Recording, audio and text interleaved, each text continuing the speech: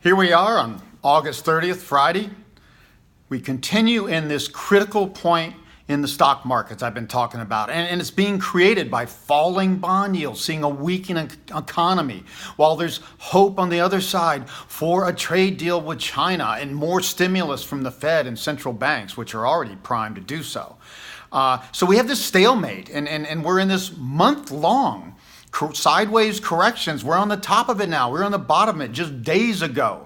We're going to break up or down out of this, and that'll take us back to the past highs in July, or we break down to the lows in early June. And from there, we break up. It's very bullish. Down, very bearish. And I've been saying for months now, stocks are going to break up 20-25% or down 20-25%.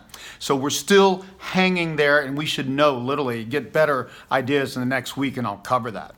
But I mean, the big story continues to be a weakening global economy after the big tax stimulus from Trump in 2018.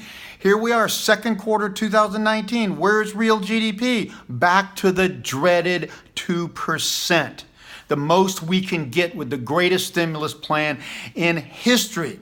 Now, if you have to take Viagra to have sex, you got a low libido. If you got to take two of them, you're dead, okay? We're in that dead zone. Massive stimulus and more planned. I mean, Trump's already talking about payroll tax cuts, which is money directly, real time into the hands of everyday consumers. That's the one thing they haven't done yet.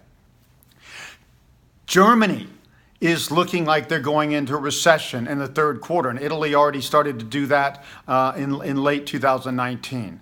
So again, slowing everywhere. The retail sectors, the financial sectors of the stock market have been underperforming for many, many months. Home construction peaked almost 2 years ago. Actually, almost exactly 2 years ago. All of these leading indicators I showed recently, RV sales are crashing in the last year, especially in 2019.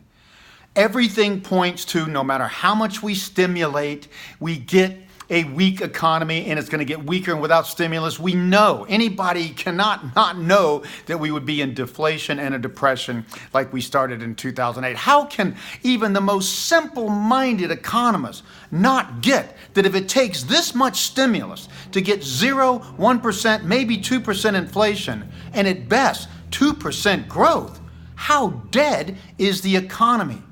We're not going to move forward until we accept that we have too much debt, slowing demographics, restructure that debt, get rid of zombie banks and failing companies, and clear the decks to move from winter into spring. We're already in winter. That's 2% with massive stimulus, tells you that. So again, that's the outlook. I'm going to keep you updated. We are likely to make the first break out of this trading range in stocks in the next week or so at the most. And then not too long after that, we're going to break strongly up or down. And that's going to have a lot to do with how this dark window finale finally breaks out. And we're going to be right on it.